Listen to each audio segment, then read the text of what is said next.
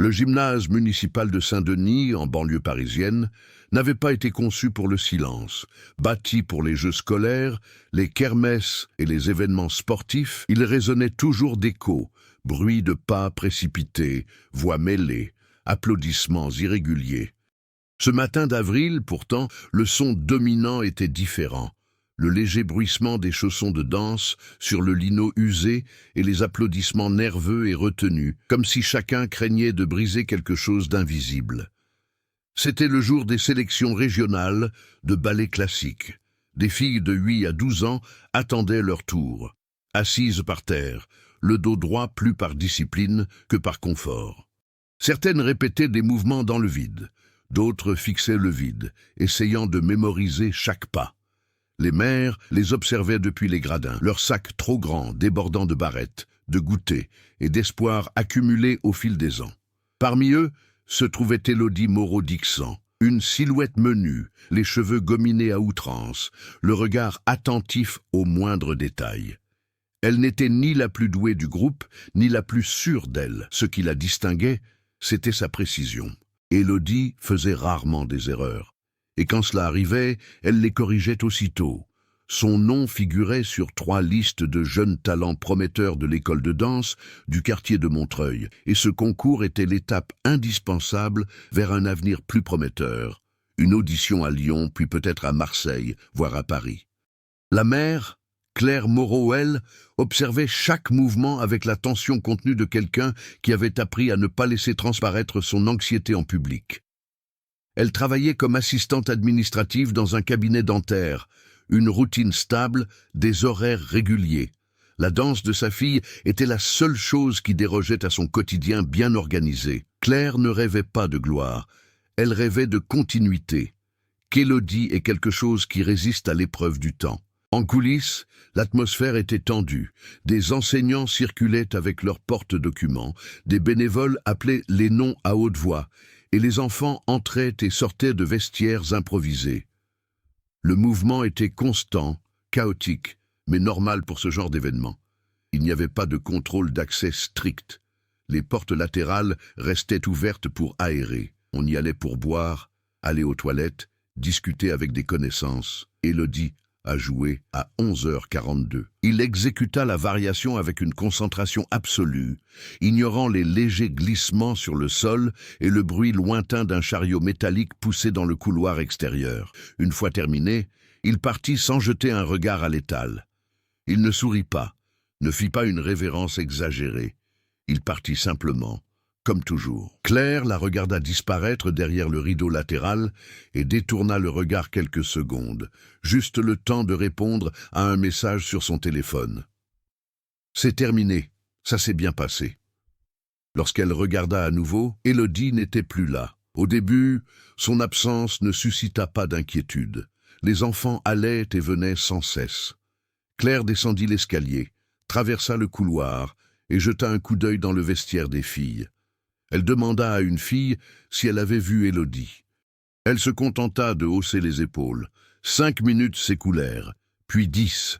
Le malaise commença par une sensation physique.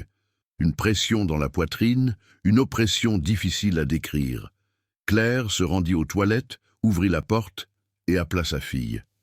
Pas de réponse. Elle retourna au gymnase, s'approcha de la table d'organisation et demanda si l'on avait vu une fille en juste au corps bleu foncé avec un ruban blanc dans les cheveux. Personne ne l'avait vue. 22 minutes plus tard, le protocole informel laissa place à une panique contenue. Un employé alerta le coordinateur de l'événement. Les portes furent vérifiées. Des bénévoles commencèrent à circuler, posant des questions plus directes. Une annonce fut faite par haut-parleur, demandant à Élodie Moreau de se rendre à la table principale. Rien. À 12h27, la police a été appelée. Les premiers agents sont arrivés rapidement, sans sirène. Ils ont posé des questions objectives, observé les lieux et demandé des descriptions. Le gymnase et les alentours ont été fouillés. Aucune des caméras de sécurité intérieure ne fonctionnait. Le système était en maintenance depuis des semaines. Les caméras extérieures ne couvraient qu'une partie du parking. Les images ne montraient pas Élodie qui partait. L'hypothèse initiale était simple. confusion, erreur, enfant suivant une autre mère, départ inaperçu. Ces hypothèses ont été écartées une à une au fil des heures. Alors que le soleil commençait à se coucher derrière les immeubles résidentiels, le mot disparition son utilisation est devenu officiel. La presse est arrivée le même jour. Dans les semaines qui suivirent, l'affaire occupa une place discrète dans la presse locale, avant d'attirer l'attention nationale. Une jeune fille avait disparu lors d'une compétition pour enfants, en plein jour, dans un lieu public. La photo d'Élodie, extraite du site web de l'école de danse, fut placardée sur des affiches, diffusée sur les réseaux sociaux et dans le métro. La police a ouvert plusieurs pistes. Le personnel de l'événement a été interrogé. Des enseignants, des parents, des fournisseurs. Un technicien du son qui était sorti par une porte latérale. Un chauffeur de camionnette qui attendait des élèves d'un autre établissement. Un homme aperçu en train de fumer près du portail arrière. Rien n'a tenu. Au fil des mois, les informations se sont raréfiées. Les recherches actives ont cessé. L'affaire a été requalifiée en disparition de longue durée. Claire continuait de se rendre au commissariat, fournissant le moindre détail qu'elle croyait avoir oublié, le moindre souvenir qui lui revenait au petit matin. 10 mois plus tard, dans une décharge située à la périphérie nord de Paris, un opérateur de tri a trouvé quelque chose de trop petit pour être un déchet ordinaire. C'était un objet. La disparition d'Élodie a bouleversé le quotidien de Montreuil, presque imperceptiblement pour ceux qui n'y étaient pas directement confrontés. Les rues restaient animées, le métro connaissait ses retards habituels, les boulangeries ouvraient tôt comme toujours. Pourtant quelque chose avait changé. Un malaise subtil s'insinuait dans les conversations les plus banales, surtout chez les parents. L'école de danse atelier Ravelel fut la première à en subir les conséquences directes. Les cours ne furent pas suspendus, mais le nombre d'élèves diminua drastiquement dans les semaines qui suivirent. Certaines mères invoquèrent de nouveaux engagements, d'autres disparurent tout simplement. Le vieux bâtiment, avec ses miroirs tachés et ses barreaux de bois usés, devint plus silencieux. Le directeur, Madame Lefèvril, a conservé une attitude professionnelle, mais a commencé à verrouiller la porte pendant les cours, chose qu'il n'avait jamais faite en 20 ans de carrière. Claire continuait de travailler. Elle partait de chez elle à la même heure, prenait le même bus et effectuait les mêmes tâches à la clinique. La différence résidait dans ses pauses.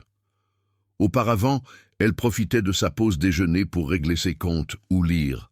Désormais, elle errait sans but dans le quartier, observant les vitrines sans vraiment les regarder, attentive aux visages d'enfants inconnus, comme si un détail pouvait soudain faire écho à un souvenir. L'appartement qu'elle partageait semblait plus grand depuis la disparition. La chambre d'Élodie était restée intacte. Les chaussures qu'elle portait lors de la compétition étaient toujours dans son sac à dos, jamais lavées. Claire évitait d'y entrer, mais elle ne laissait personne toucher à quoi que ce soit. Cet espace était la preuve tangible que sa fille avait bel et bien existé, au-delà des gros titres. Le père Julien, Moreau-Julien, avait quitté l'appartement 3 mois après la disparition. Il travaillait comme technicien de maintenance pour une compagnie ferroviaire, avec des horaires irréguliers et de longues journées de travail. Au début, il avait participé activement aux recherches, en affichant des posters et en donnant de brèves interviews. Avec le temps, il s'était fait plus discret. Les disputes avec Claire s'intensifiaient, non pas à propos d'une culpabilité explicite, mais à propos de décisions pratiques. Fallait-il continuer à exposer publiquement l'affaire, accepter une aide psychologique ou déménager dans un autre quartier? Julien était parti après l'une de ces disputes, emportant quelques vêtements et aucune affaire de sa fille. L'enquête officielle a suivi un cours prévisible. La police française, initialement sous pression médiatique, a commencé à travailler avec des moyens réduits à mesure que l'affaire s'essoufflait. L'inspecteur en charge, Marc Delattrille, était réputé pour son pragmatisme. Il ne croyait ni aux grands complots, ni aux intuitions invérifiables. Il examinait les rapports, recoupait les données et écartait les hypothèses improbables. Delattre retourna plusieurs fois au gymnase Saint-Denis. Il observa les voies d'accès, les angles morts, les points de passage les plus fréquentés. Il s'entretint de nouveau avec les employés, même ceux qu'il avait déjà interrogés. Il chercha la moindre incohérence, un souvenir déformé, un détail ajouté avec le temps. Il ne trouva que peu de choses. Ces dernières années, la France avait investi dans des campagnes de prévention des disparitions d'enfants. Mais les événements communautaires présentaient encore des failles de sécurité élémentaires. Delattre le savait. Le cas d'Élodie n'était pas isolé, il était simplement plus médiatisé. Parmi les personnages périphériques gravitant autour de l'affaire, il y avait Nathalie Brun-Nathalie, bénévole lors de l'événement, était chargée d'accompagner les enfants en coulisses. La quarantaine, elle travaillait comme assistante sociale et participait à des événements communautaires dès qu'elle le pouvait. Elle fut l'une des dernières personnes à confirmer avoir vu Élodie après le spectacle. Son témoignage, constant depuis le début, décrivait la fillette marchant vers l'allée latérale, l'air calme.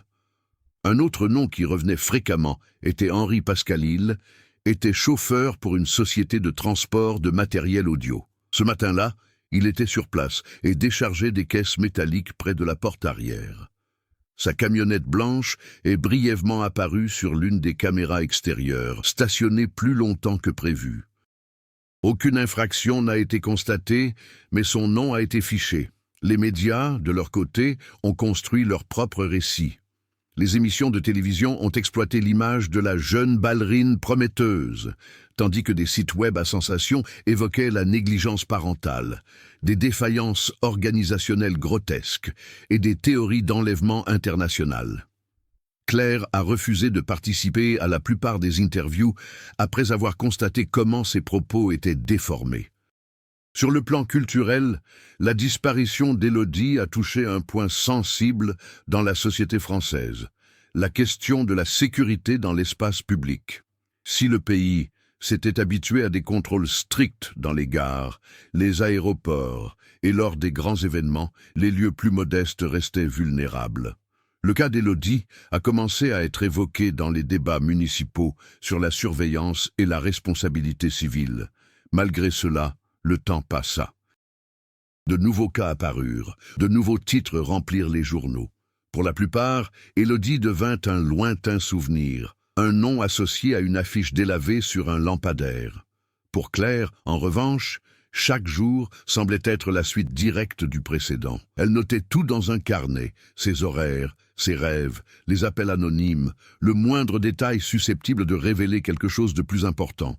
Ce carnet devint plus structuré que l'enquête officielle elle-même. Lorsque l'appel concernant la décharge parvint au poste de police 10 mois plus tard, Delattre examinait une autre affaire.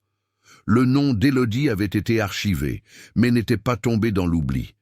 L'objet trouvé ne semblait pas, à première vue, pertinent. Pourtant, un détail du rapport attira son attention. C'était petit, enfantin et impossible à ignorer. La décharge de Gonesse fonctionnait comme un organisme autonome. Des camions allaient et venaient sans cesse, déversant des tonnes de déchets qui étaient rapidement étalés, compactés et recouverts. L'objet découvert n'était pas en surface. Il avait été mis au jour lors du tri mécanique, piégé parmi des morceaux de plastique et de tissu, endommagés par le temps et la pression. À son arrivée au poste de police, il a été traité comme une pièce à conviction potentielle, rien de plus. Chaussons de ballet pour enfants bleu foncé, petite taille, avec un des rubans partiellement déchiré. La boucle intérieure portait encore un nœud simple, fait par des mains inexpérimentées. Claire a reconnu les baskets sans hésiter. Elle ne pleura pas à ce moment-là. Elle confirma seulement à voix basse qu'il s'agissait des affaires d'Élodie. Le dossier de disparition fut immédiatement rouvert et l'enquête devint active. L'affaire prit une autre tournure. Il ne s'agissait plus d'une absence inexpliquée, mais d'un lien concret reliant la disparition à un lieu précis, même si celui-ci était ancien. Delattre demanda que le parcours des ordures soit retracé. Une démarche bureaucratique et imprécise. Les ordures de Gonesse provenaient de différents quartiers du nord parisien, notamment des environs de Saint-Denis. La marge d'erreur était importante, mais suffisante pour relancer l'enquête. L'équipe technique a analysé les chaussures. Il n'y avait aucune trace évidente de sang. La dégradation indiquait une exposition prolongée à des résidus organiques et à l'humidité. Un détail a attiré leur attention. Un fragment de fibre synthétique rouge, fixé à la couture intérieure, incompatible avec la matière de la chaussure ou des vêtements qu'Élodie portait ce jour-là. L'enquête a pris un nouvel élan. D'anciens témoignages ont été réexaminés. L'attention s'est portée sur l'intervalle de temps critique suivant la présentation, une quinzaine de minutes pendant lesquelles Élodie était seule. Delattre remarqua un détail qui lui avait paru insignifiant jusque-là, le mouvement de matériel dans le couloir latéral. Des cartons, des chariots métalliques, de grands sacs de matériel technique, autant d'espace où un petit enfant aurait pu se cacher sans attirer l'attention. Henri Pascal fut de nouveau appelé à témoigner. Cette fois, son discours présentait de légères variations. Non pas des contradictions directes, mais des ajustements subtils, l'heure précise du départ, l'ordre des boîtes, le temps qu'il restait debout. Pascal prétendait être nerveux. Il disait que le retour de l'affaire l'avait perturbé. Delattre ne le contestait pas, mais prenait des notes. Un autre nom lui revint en mémoire, Nathalie Brun. Sa mémoire était toujours aussi vive, peut-être même trop. Elle décrivit la même scène avec une précision quasi mécanique. Interrogée sur le flux de personnes dans le couloir, à ce moment précis, elle hésita pour la première fois. Elle déclara ne pas se souvenir si des chariots passaient. Entre-temps, Claire entreprit ses propres recherches. Accompagnée d'un employé municipal, elle se rendit à la décharge, consulta des cartes et tenta de comprendre les itinéraires, les horaires et les contrats de collecte.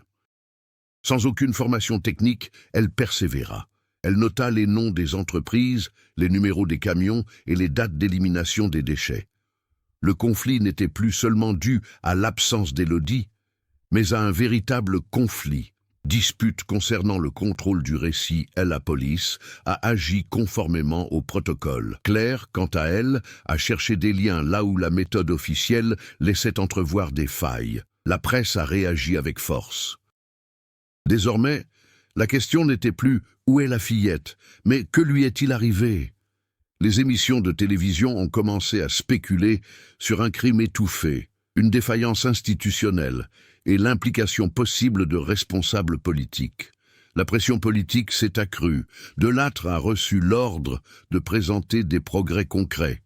Un nouvel obstacle est apparu lorsque l'analyse des fibres a indiqué que le matériau rouge correspondait à un type de toile industrielle utilisé dans chariot de transport, modèle courant dans certains cas, mais pas universel.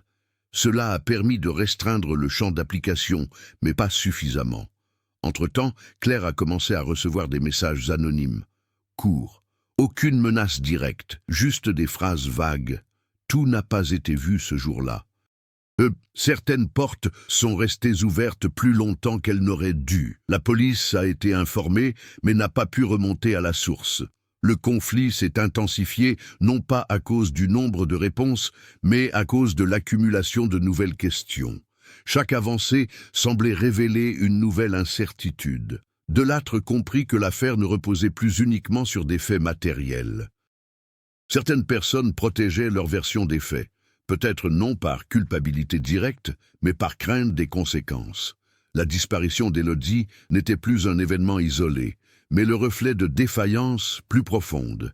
Et quelque part, entre le gymnase, la décharge et les couloirs bureaucratiques de la ville, la vérité restait suspendue, assez proche pour être ressentie, trop lointaine pour être touchée. La réouverture de l'enquête a déclenché des mouvements parallèles qui, à première vue, semblaient sans lien avec la disparition d'Élodie, mais qui ont rapidement révélé des connexions subtiles. L'intrigue principale s'est déroulée au sein même de la mairie de Saint-Denis. Des mois avant la compétition, le gymnase municipal avait subi des travaux de rénovation. Audit de sécurité, le rapport pointait des problèmes mineurs, des caméras hors service, l'absence de contrôle d'accès lors d'événements avec des enfants et des voies de service partagées avec des espaces publics. Ce document n'a jamais été rendu public. Il a été classé après un accord informel entre la direction du gymnase et l'entreprise sous-traitante chargée de la maintenance. la même qui avait fourni une partie du matériel utilisé le jour de la compétition. Delattre n'a eu accès au rapport que grâce à un employé retraité qui, sous la pression des récents événements, a décidé de le lui remettre anonymement. Son contenu ne révélait aucun crime, mais mettait en évidence une négligence.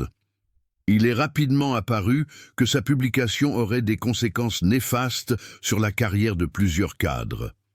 Entre-temps, Nathalie Brun a commencé à se comporter différemment. Elle a demandé un congé temporaire de son poste de travailleuse sociale, invoquant le stress. Elle a commencé à éviter la presse et a refusé de faire une nouvelle déclaration officielle, se fiant au conseil d'un avocat désigné par le syndicat.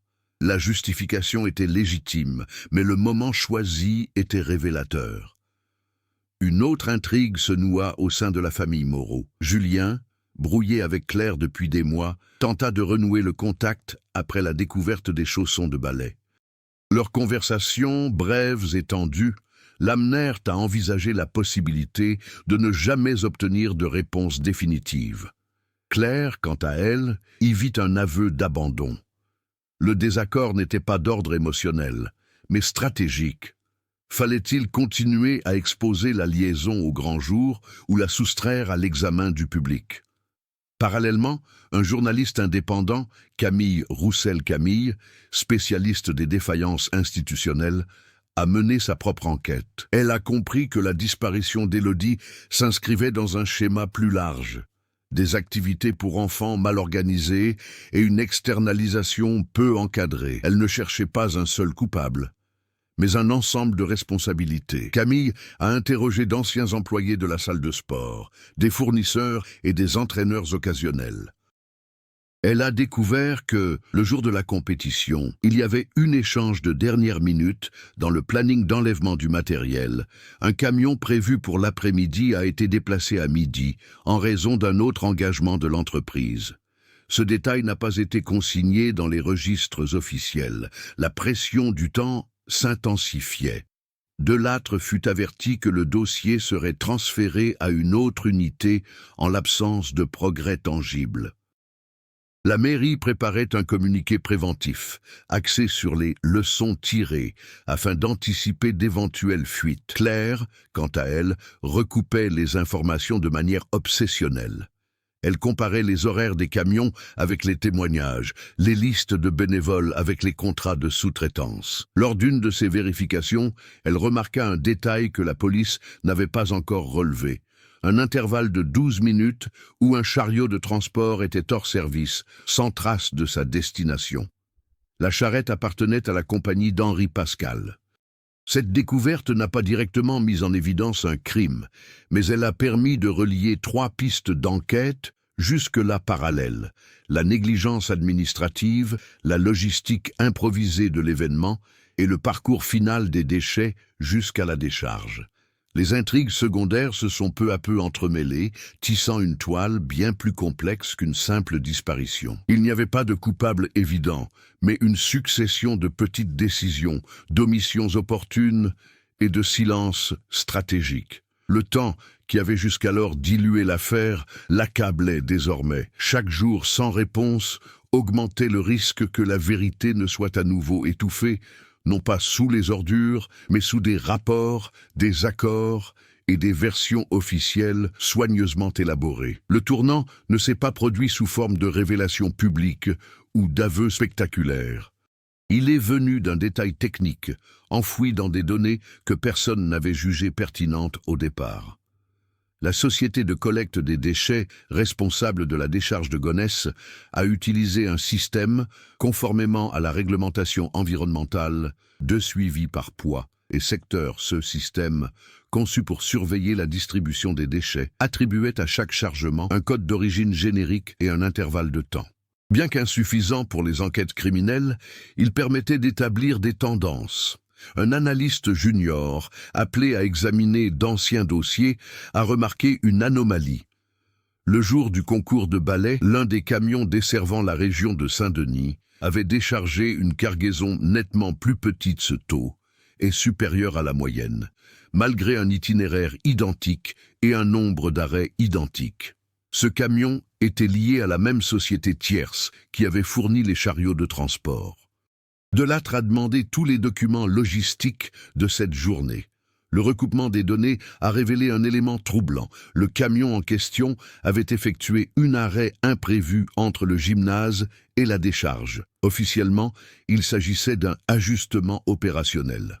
Aucune adresse précise n'était fournie, seulement des coordonnées approximatives à proximité d'un ancien dépôt industriel désaffecté. Cette révélation a modifié l'orientation de l'enquête. Il ne s'agissait plus seulement de failles de sécurité, mais de la possibilité réelle que retrait délibéré de quelque chose ou de quelqu'une dehors du flux normal. Henri Pascal fut de nouveau convoqué. Cette fois, non pas comme témoin, mais comme suspect indirect d'entrave à la justice. Confronté aux faits, il donna une explication incomplète. Il déclara avoir reçu l'ordre de s'arrêter pour réorganiser le chargement en raison d'un problème dans le compartiment arrière. Il ne présenta aucune preuve.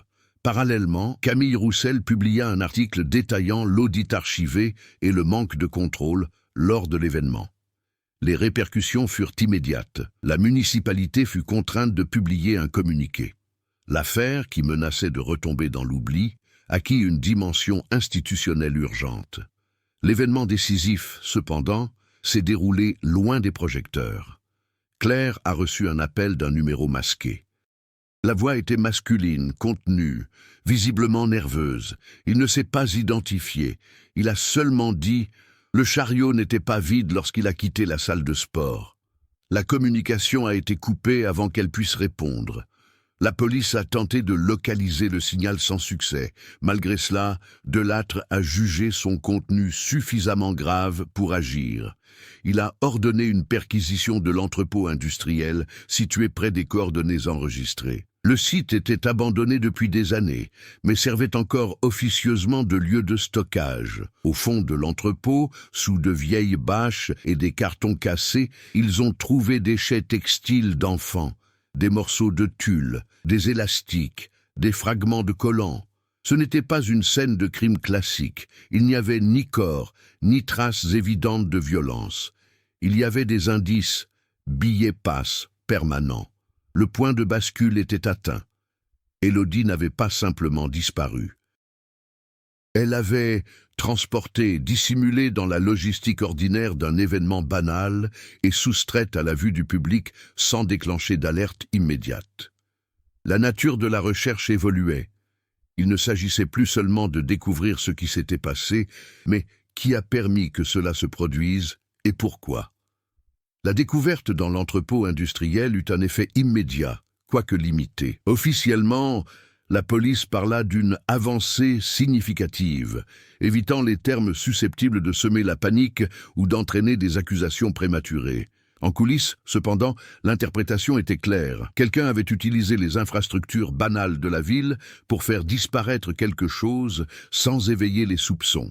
Henri Pascal fut suspendu de ses fonctions pendant que la société sous-traitante lançait une enquête interne. Aucune arrestation n'eut lieu.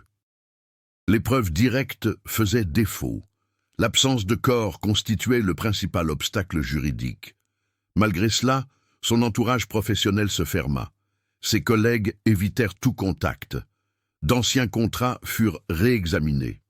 Sous la pression, l'entreprise a publié des communiqués défensifs attribuant les défaillances à des procédures héritées du passé et à des événements exceptionnels. La municipalité a réagi en créant une commission d'urgence chargée de revoir les protocoles de sécurité pour les événements destinés aux enfants. Des mesures qui semblaient judicieuses, mais qui sont arrivées trop tard. La réaction la plus intense s'est produite sur le plan personnel.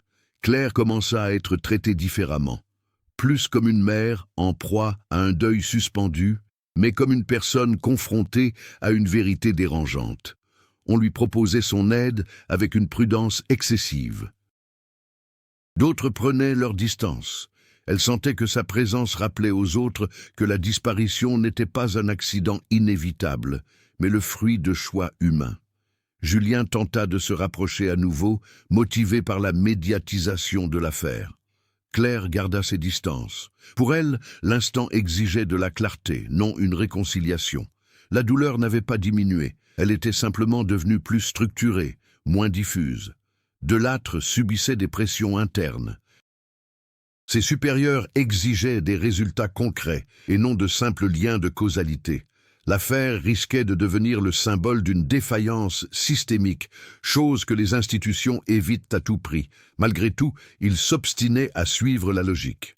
Un nouveau rapport technique indique que les chaussures ont été jetées point délibérément mois après la disparition, et non immédiatement. Cela laissait supposer que quelqu'un les avait conservées un certain temps avant de s'en débarrasser. La question inévitable se posait alors. Pourquoi ? La presse a commencé à changer de ton. Moins de spéculation, plus d'attention portée à la responsabilité. Camille Roussel a été invitée à des débats télévisés. Au lieu de théories extrêmes, elle a parlé de la normalisation de l'improvisation, de la façon dont les systèmes tolèrent les écarts mineurs jusqu'à ce que quelqu'un disparaisse de leur sein. La réaction du public fut discrète mais profonde. Les parents exigèrent des changements. Des événements furent annulés. Les écoles commencèrent à adopter des mesures de fortune, étiquettes nominatives et listes manuelles. Des mesures imparfaites, certes, mais motivées par une peur bien réelle. Au fond, une absence concrète persistait. Aucune mesure institutionnelle n'a ramené Élodie. Aucune réaction publique n'a comblé le vide qu'elle a laissé. Au fil des investigations, il est devenu de plus en plus évident que la vérité, lorsqu'elle éclaterait, serait complexe et difficile à accepter. Aucun coupable unique ne pourrait endosser toute la responsabilité. L'histoire se dirigeait vers un point où comprendre-ce serait plus inquiétant que ne sachant pas. Le changement de Claire ne fut ni soudain ni héroïque. Il n'y eut ni discours ni décision spectaculaire. Ce fut une adaptation progressive, presque imperceptible pour ceux qui l'observaient de l'extérieur. Elle cessa d'attendre qu'on lui explique ce qui s'était passé et commença à agir comme si la vérité dépendait, au moins en partie, de son insistance. Elle a organisé les documents accumulés pendant 10 mois.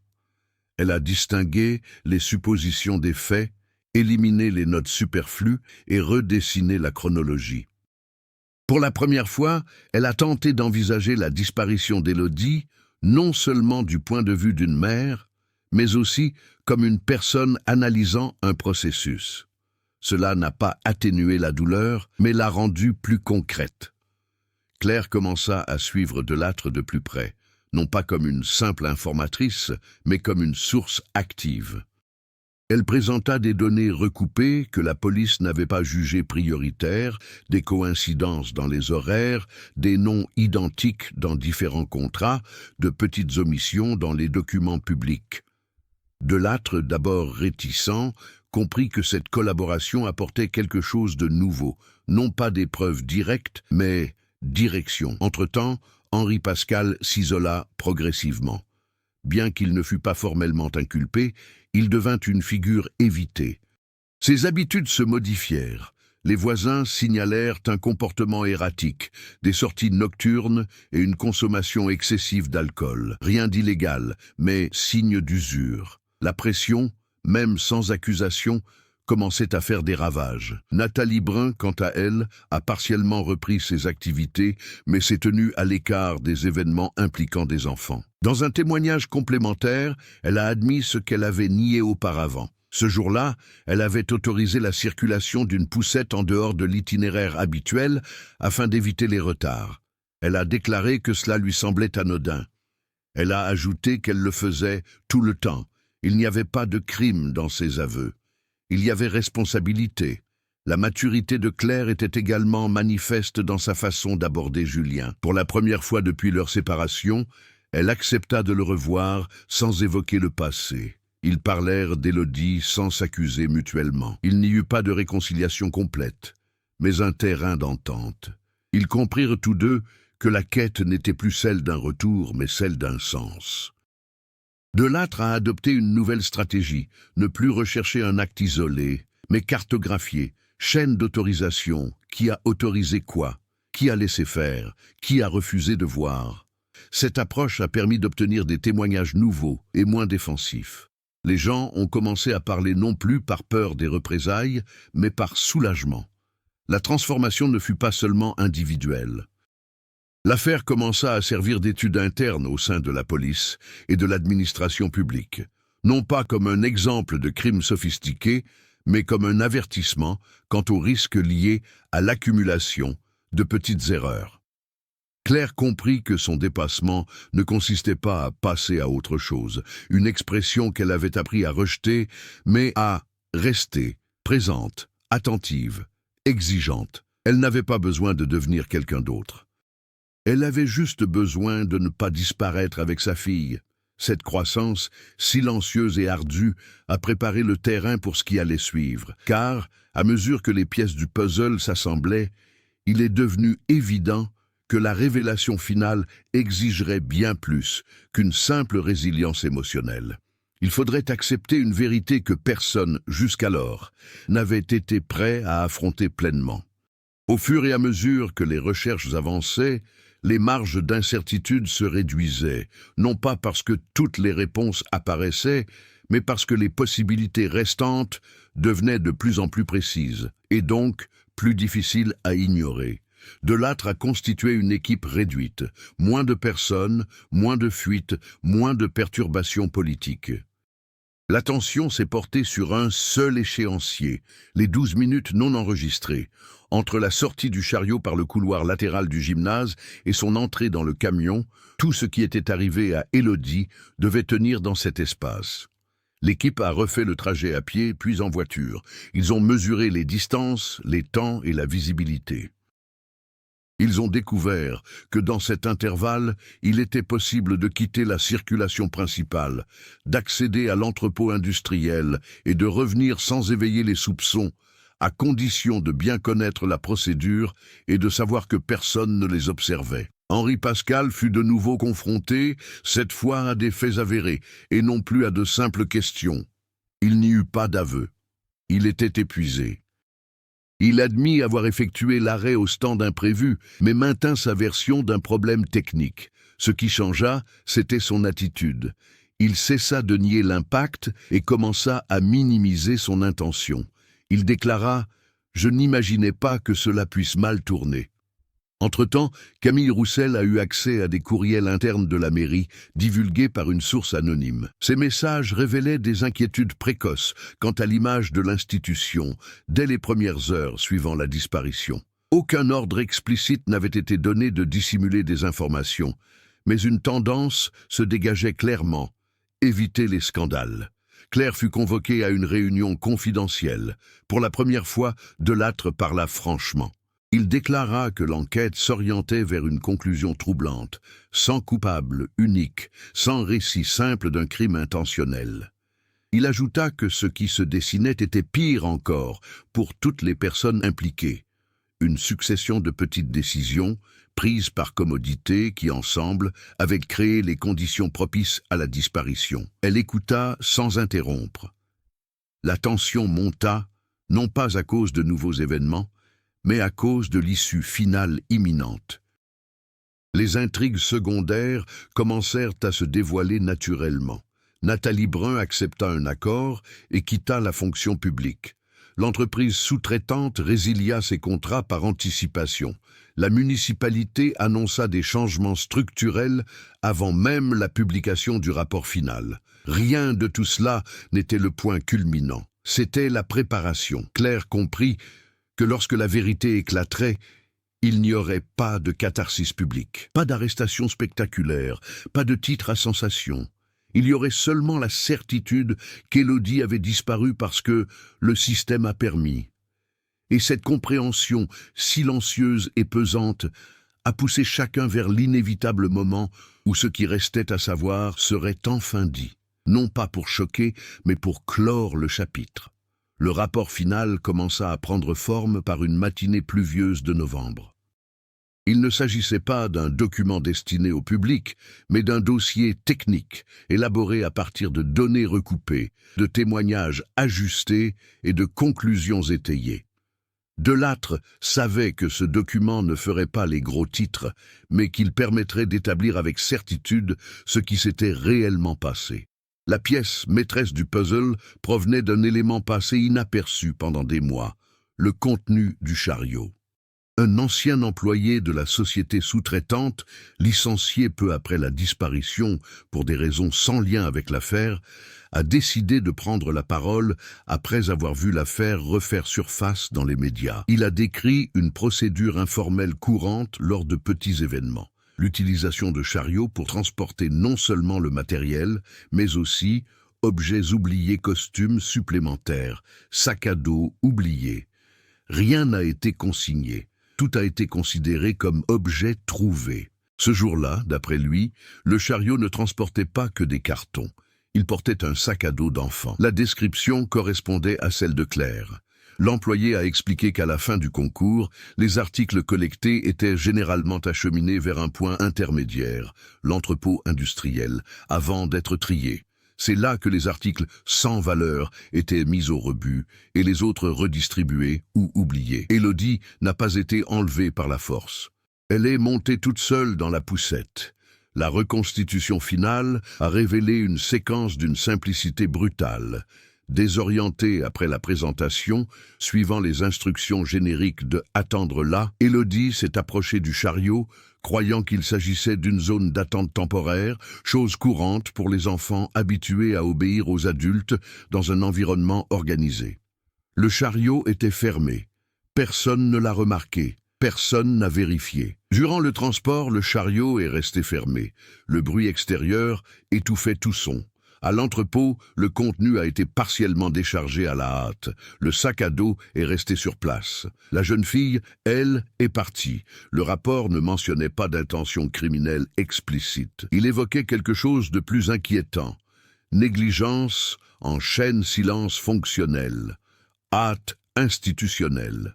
Les baskets furent conservées, non comme souvenir, mais comme un objet sans utilité précise. Des mois plus tard, elles furent jetées. Lorsque Delattre présenta sa conclusion à Claire, il ne chercha pas à l'édulcorer. Il déclara simplement que la vérité ne désignait pas un monstre, mais une structure qui avait échoué à tous les niveaux. Claire n'a pas réagi immédiatement. Il n'y a eu ni cri, ni évanouissement. Juste un long silence. Le point culminant ne fut ni une confrontation, ni une révélation publique. Ce fut le moment où la question « qui a fait ça ?» perdit son sens, remplacé par une autre, bien plus difficile à supporter. La publication officielle du rapport s'est faite discrètement, comme Delattre l'avait prédit. Un communiqué technique, accompagné d'une brève conférence de presse, sans questions ouvertes. Les mots « négligence systémique » sont apparus à plusieurs reprises. Aucun nom n'a été cité comme directement responsable de la disparition d'Élodie Moreau. Il y a eu des conséquences, mais elles ont été diffuses. L'entreprise sous-traitante a perdu des marchés publics, la mairie de Saint-Denis a fait l'objet d'une restructuration administrative. De nouveaux protocoles ont été mis en place pour les événements destinés aux enfants dans toute la région parisienne. Des mesures correctives qui, bien que nécessaires, sont arrivées trop tard pour un seul enfant. L'absence de coupables clairement identifiés a frustré une partie de l'opinion publique. Les émissions de télévision ont tenté d'imposer des récits plus simples. Certaines ont même insinué une dissimulation délibérée. Rien n'a été prouvé. L'affaire est entrée dans une catégorie délicate, celle où la vérité existe mais n'apporte aucun réconfort. Claire a tout suivi de loin. Elle n'a participé ni aux conférences de presse, ni aux débats. Elle a refusé les invitations à adapter l'histoire en livre ou en documentaire. Pour elle, la conclusion de l'affaire ne signifiait pas une justice complète, mais limite la fin d'une attente sans forme. Elle vida lentement la chambre d'Élodie. Elle garda certaines choses, en donna d'autres. Les chaussons de ballet ne revinrent jamais à la maison. Non pas qu'ils fassent trop mal, mais parce qu'ils avaient déjà rempli leur fonction. Julien a déménagé dans une autre ville. Ils ont gardé des contacts sporadiques, sans ressentiment manifeste. Ils savaient tous deux que cette perte ne les réunirait pas, mais elle ne devait pas non plus alimenter leur conflit.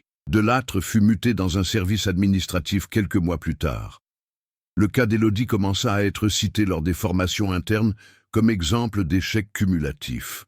Il n'appréciait guère cette définition, mais il en reconnaissait la justesse. Avec le temps, le nom d'Élodie a disparu des gros titres. Non pas de la mémoire collective des institutions, mais de la curiosité du public. Il est devenu une référence, et non plus un fait historique. Pour Claire, cependant, le monde ne retrouva jamais sa neutralité.